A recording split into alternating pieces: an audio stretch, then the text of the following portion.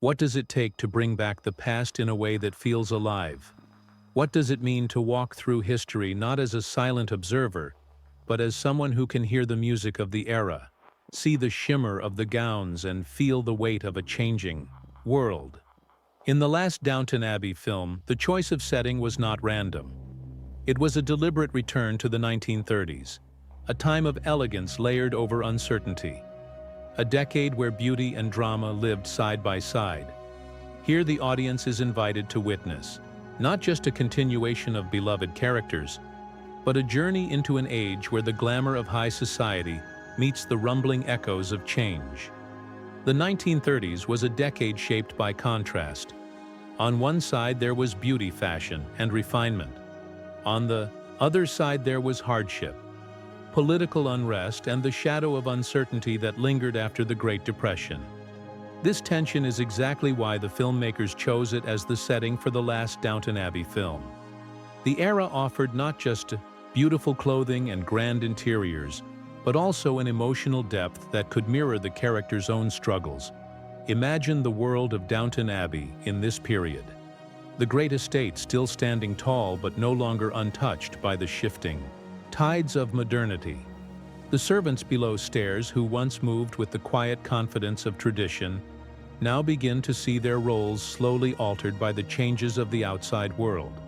The aristocracy still dines in glittering halls, yet even there, laughter carries an undertone of fragility, as if the age of certainty has passed forever. The 1930s fashion was more than just decoration. It was a language. It spoke of wealth, it spoke of aspiration, and it also revealed the pressures of the time. Gone were the elaborate Edwardian gowns. Instead, women wore elegant bias-cut dresses, fabrics that clung closer to the body, shimmering silks and velvets that moved with grace, but also spoke of a leaner, more modern style. Men, too, reflected the change. The crispness of tailored suits, darker colors, and sharper cuts all carried an edge of seriousness, reflecting the world outside those grand Downton walls. The beauty of this decade lies in the balance. It was neither carefree like the Roaring Twenties, nor burdened with the wartime austerity that would soon come. It stood in between, a liminal space, a time when Art Deco interiors glimmered with gold lines and geometric shapes, and when dance halls still echoed with jazz, but the music was tinged with caution. In this setting, the Downton Abbey story finds its perfect frame. A story of tradition, meeting change, elegance, meeting drama. This choice of decade did not just provide a backdrop. It shaped the very soul of the film. The 1930s allowed drama to unfold against a backdrop that was as visually breathtaking as it was emotionally resonant. When Lady Mary walks across a hall lit with chandeliers, or when the Dowager Countess delivers her cutting lines, it is not just dialogue or costume. It is history breathing through cinema. By setting the stage in the 1930s, the filmmakers gave us a chance to revisit not only Downton Abbey, but also a world that feels strangely familiar today. A world of beauty shadowed by change. A world where elegance stands tall against the uncertainty of tomorrow. Every great story is built on conflict, not just conflict between people, but conflict between worlds. And in the last Downton Abbey film, the 1930s became the perfect stage for drama, because it was an age already divided by tension. The characters are not simply moving through their daily lives. They are walking on the edge of history where the future feels uncertain, and the past clings desperately to what little ground it has left. The heart of the drama lies in this collision. The Crawley family represents tradition, heritage, and the weight of centuries, while the world beyond Downton is shifting in ways they can no longer ignore. Technology changes. Society, modernity, questions the old hierarchies, and with each passing day, the walls of privilege grow thinner. The drama is not loud and violent, but quiet and piercing. It arrives in conversations across candlelit dinners, in decisions that seem small but carry enormous weight. in the subtle but undeniable realization that their world is shrinking. It is in these silent spaces where Downton finds its deepest emotion. A glance exchanged across the table reveals more than words. A pause before answering carries the weight of an entire generation. Characters who once stood firm in their roles are now shaken by the force of change. What does it mean to serve in a world that no longer demands it? What does it mean to inherit in a world that no longer honors it? Every character feels this pull, and the audience sees it etched into their movements. The beauty of this drama is that it is both personal and universal. The story is not just about one family, but about a way of life coming to its natural conclusion. It is about the struggle to preserve identity when the world insists on reinvention. It is about holding on to dignity when power begins to slip away. Each conflict mirrors the larger story of the 1930s, when nations themselves faced questions of survival and reinvention. And yet the drama of Downton is never despairing. Instead, it draws its strength from humanity. From the quiet moments of love, the gentle bonds between family, the courage to face endings with grace. The tension makes every smile more precious, every laugh more fragile, every farewell more lasting. The drama does not crush the characters, it elevates them, showing the audience that dignity can exist even when change cannot be stopped. This is where the brilliance of the film lies. It does not choose spectacle over truth. It does not rely on shouting or battle to convey conflict. Instead, it leans into the elegance of restraint, a drama carried on whispers and longing glances. The silence between words becomes as powerful as the words themselves. The drama is not loud, yet it leaves an echo that lingers long after the scene ends. Elegance is not just about the shimmer of silk or the glint of polished silver. It is about the way beauty speaks without words. The last Downton Abbey film leans into this truth. Every frame, every costume, every room carries its own silent language, a visual symphony that tells the story as much as dialogue does. Step into the Great Hall, and the first thing you notice is not the grandeur, but the balance. The architecture stands tall yet softened by warm light pouring in through windows. The furniture polished but worn by time. The chandeliers hanging like frozen constellations, their glow reflecting not only wealth, but memory.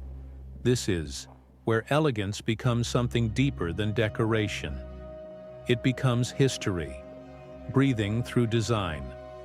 The costumes turn each character into a moving portrait. The 1930s style carries lines that are clean, fluid, and modern.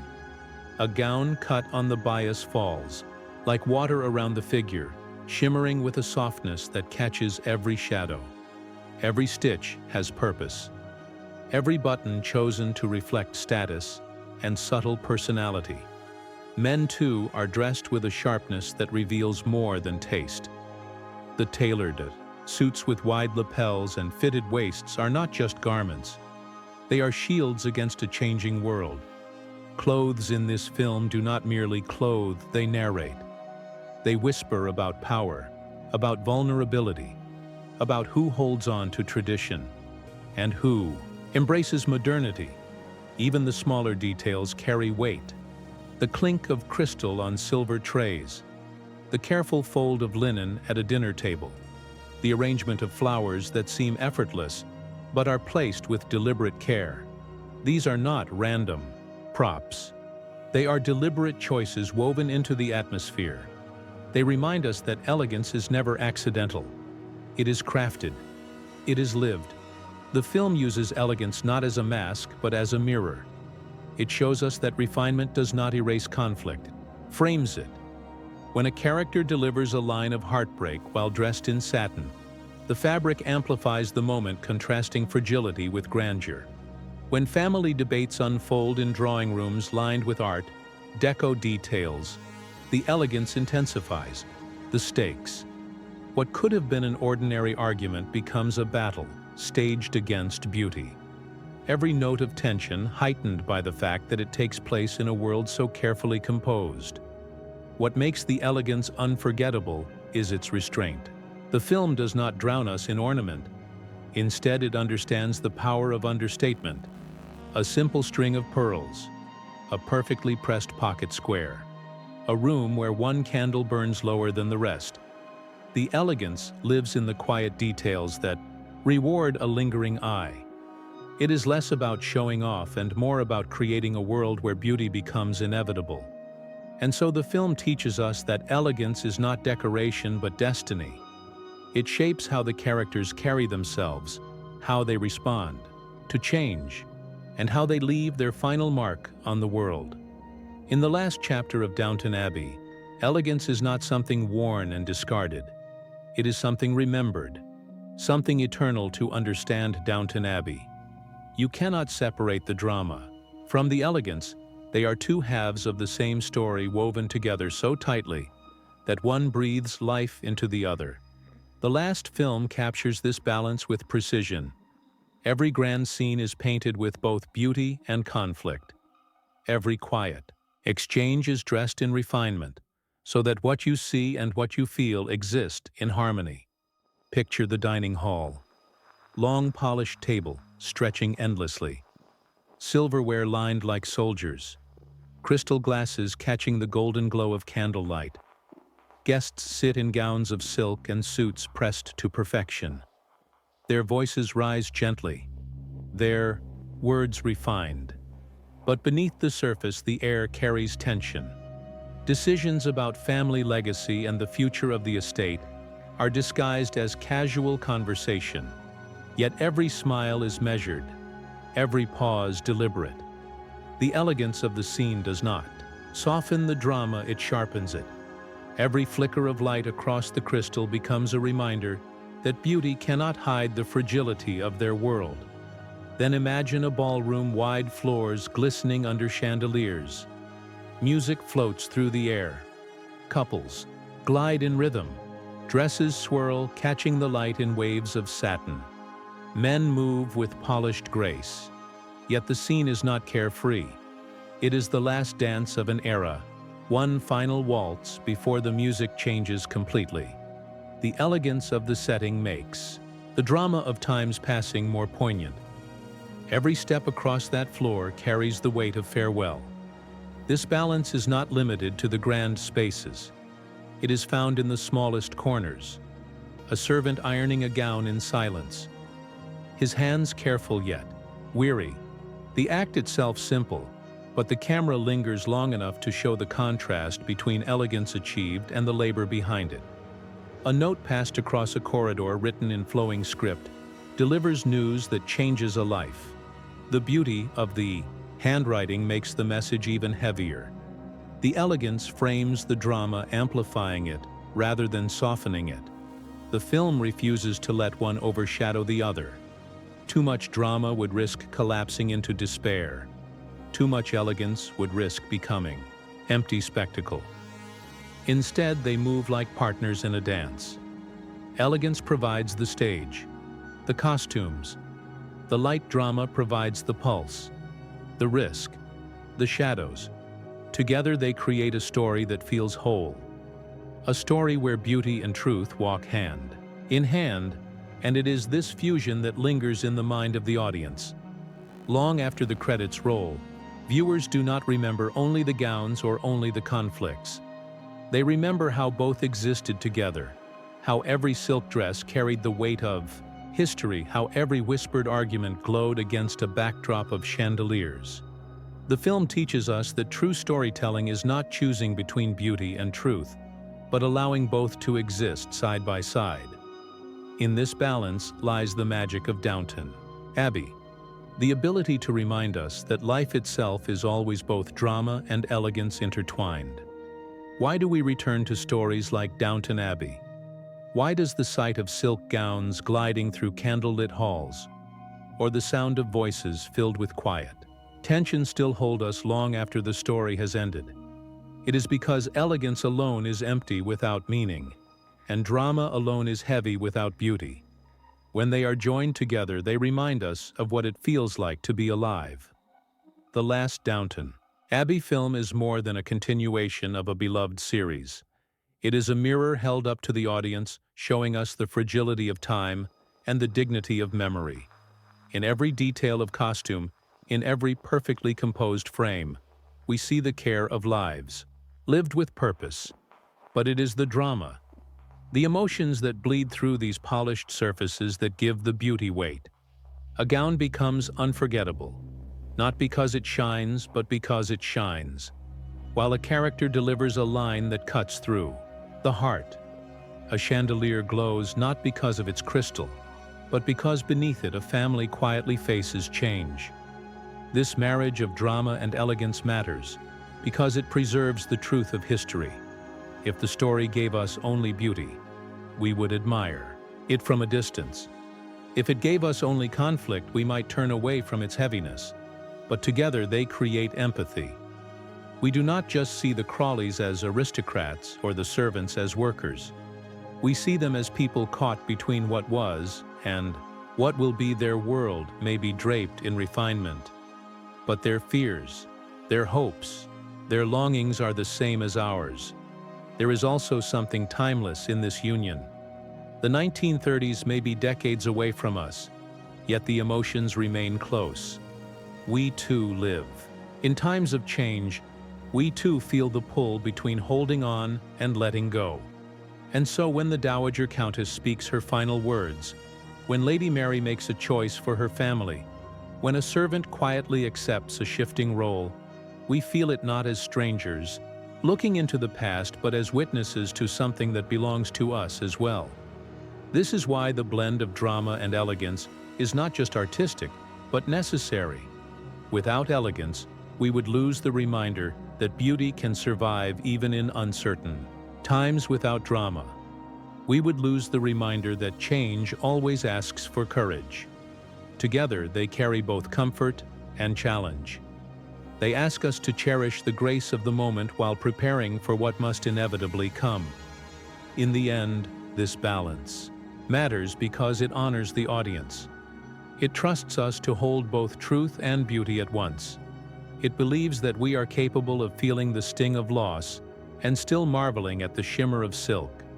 It knows that we crave not just escape, but meaning. And that is what the last Downton Abbey film delivers. A world that is breathtaking and yet painfully real. A story that lets us leave the theater with more than admiration. It leaves us with remembrance. There comes a moment in every story when silence speaks louder than words, when the final note lingers long after the music fades. The last Downton Abbey film understands this truth. It does not rush its ending. It allows the audience to sit in the stillness to feel the echo of all that has passed. In these quiet frames, the balance of drama and elegance reaches its purest form. The camera glides through corridors we know so well. Rooms bathed in soft light, portraits staring from the walls as if watching the end of their own legacy. A hallway, once filled with hurried footsteps, now feels slower, gentler. Every detail reminds us that this is not just the end of a film, but the closing of a chapter that has lived in the hearts of millions. The elegance of these images is undeniable. Yet what makes them unforgettable is the weight of the drama we carry with us. The Crawleys remain dignified, their presence strong, yet their world no longer feels untouchable. The servants continue their tasks with care, but the rhythm has changed, a quieter acknowledgement that tradition cannot stand still. The estate itself seems to breathe a sigh of both pride and farewell. As the story draws to its close, the house is no longer just a setting. It becomes a character, taking its final bow, a silent witness to every joy, every loss, every whispered secret. The reflection extends beyond the screen. It asks us to consider our own endings, our own legacies. How do we carry ourselves when change arrives? How do we hold on to grace when the familiar slips away? Downton answers not with despair, but with dignity. It tells us that even when an era ends, beauty can remain, that the way we leave matters as much as the way we live. What makes this closing reflection so powerful is its restraint. There are no grand, speeches to force emotion, no excessive spectacle to demand tears. Instead, it trusts the audience to feel the weight for themselves. A single gesture, a lingering look, a moment of stillness becomes enough. The film's farewell is not about finality. It is about continuity. The sense that while Downton Abbey as we know it may end, the spirit of its world will live on wherever beauty and truth are allowed to meet. In this way, the final reflection becomes personal. It belongs not just to the Crawleys, not just to the servants, but to us. Every viewer leaves with their own piece of Downton carried quietly within. A memory of elegance, a reminder of resilience. A whisper that life's greatest stories do not end. They transform. They move from screen to soul, and so the curtain falls not with thunder but with grace. The drama fulfilled, the elegance preserved. Downton Abbey leaves its audience in silence, but not emptiness. Instead, it leaves them with a gift, the knowledge that endings can be beautiful, and that beauty can endure even when everything else must change. The final curtain is never a door slammed shut. It is a soft closing, a long exhale that leaves the heart both full and aching. In the last Downton Abbey film, the curtain falls with the kind of grace that only a story told with love can offer.